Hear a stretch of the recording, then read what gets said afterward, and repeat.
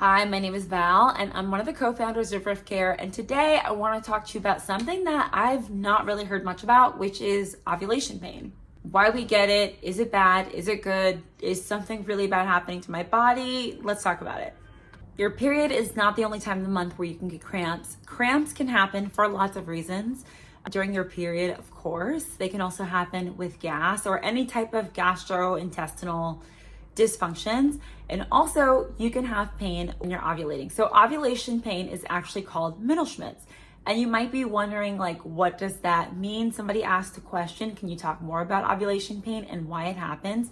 If you've never experienced it, I suggest that 2 weeks after your period, when you know you're ovulating, right? There's a few signs where you can tell that you're ovulating. Number one is going to be feeling your cervix to see what position it is. Number two, you can also feel your cervical mucus, your vaginal mucus, and just how wet you are and see. And third, are you feral? I was so feral this month in my ovulation. I had to put my phone down and completely just forget about everything that was happening in my life besides work because my ovulation was running me wild.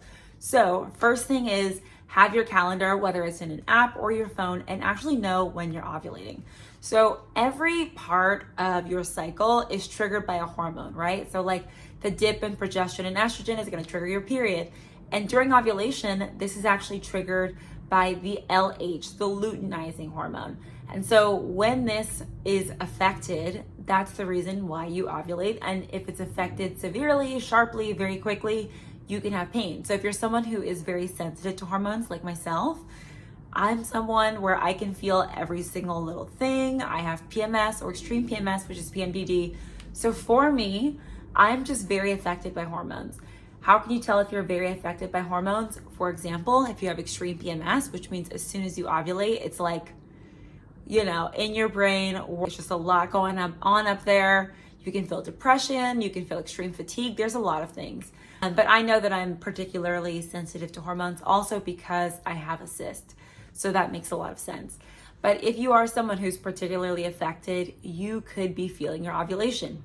Now, like I said, it's going to be happening about 2 weeks after your period. So you know that you're in this ovulation phase, and then you just start to have these very sharp cramps. And whenever it happens to me, I'm like, oh, my egg is popping out. And I don't literally know if that's what's happening when I'm feeling those cramps, but I do know that it's functioning well. And for example, when I was on birth control, I have a friend and I feel like she just doesn't know what birth control does because she's like, I'm still ovulating, I can't get pregnant. And I'm like, no, there's only one type of birth control that's like that, and that's Centromin. But I realized that when I was on birth control at one point, I stopped having those pains in the middle of the month. So I know that A, it was working, and B, it was definitely ovulation because it's always coming during that, 2 weeks right after my period time in the month. Should you be concerned about this pain that's happening during your ovulation? There is no cause for concern when I looked it up. I asked my doctor also about this at one point, and that's the first time I heard Mittelschmerz, and I was still like, well, it wasn't until I looked it up on my own after hearing somebody talk about it on our page. One of our creators, Andoeni, talked about it, and I was like, oh yeah, that's what I have. If there is some type of pain that's, of course, affecting your quality of life, then it's something you should ask your doctor about.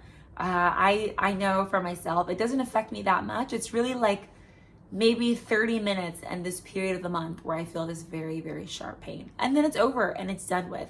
And of course, if it lasts longer than that, you can try things like ibuprofen. I've also seen that recommended online. With everything that goes on within your cycle, I always tell people to track it and write it down, because if you're not tracking things and writing them down, you're never gonna know what's going on with your body. Things could be changing month to month, especially if you have something like fibroids, PCOS, endometriosis, all these other disorders that we could get as women, which suck. So definitely just start tracking. If you haven't started tracking your period today, I suggest starting to track it today. Get a calendar, know when your ovulation is, and also know how to take those signs besides just the pain: cervical mucus, cervical position, mood, appetite, etc.